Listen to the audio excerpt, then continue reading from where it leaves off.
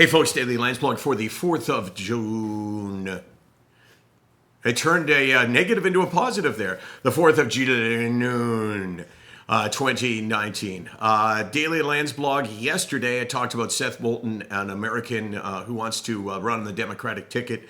One of the low-profile guys who I don't know whether it'll make any difference, but if esteem, if credibility, if courage is reflected in voting, then this guy's got a real shot, because he came out on Sunday and talked about his PTSD. He was an Iraq war veteran and talked about it in a way that he'd never spoken about it before, because he said he was worried that people wouldn't vote for him. But at a certain point, I think he decided that there's a greater good here.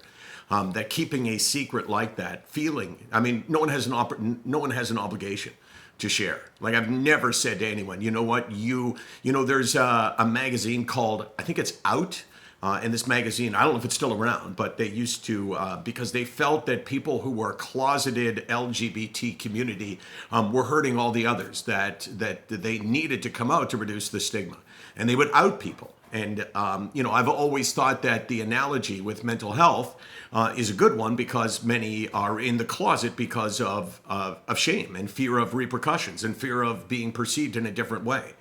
So I don't think anybody has an obligation at all. But when you do it, when you're Seth Moulton and you do it, you make a huge difference. So what I wanted to add to yesterday's Landsblog was his suggestion, which was, why do we not do mental evaluations of people, examinations? I mean, there's some family practitioners who will ask questions, are you okay? How do you feel? Blah, blah, blah.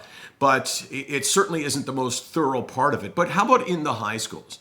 If it was the responsibility of a guidance counselor, or a social worker, or a homeroom teacher to, first of all, discuss it in front of the class, in a general sense, ask people, anyone want to share? Okay, fine. But take each student individually aside and talk to them about how they're doing, about their mental well-being. And yeah, sure, kids will lie just like adults will lie.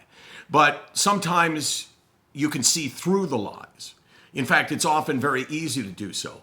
And especially if you're knowledgeable about what to look for.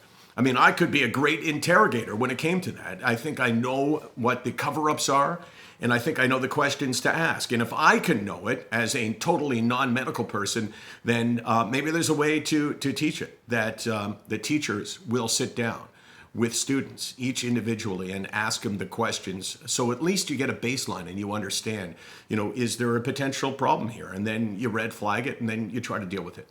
I just thought that, wow, that is so basic. It would be so basic to do that in places of work. It would be so basic to do that wherever people gather. That I wonder, why don't we do it? Case? I don't know. You have to say it louder. I don't think anyone can hear that. Well, I don't have the answers. Okay. So what do I say? Everyone wants to hear from me. Yeah, everybody wants to hear from you. People want you to be on camera, Case. 364 days a year, 24 hours a day. We are SickNotWeak, and we're here because we believe that change is needed.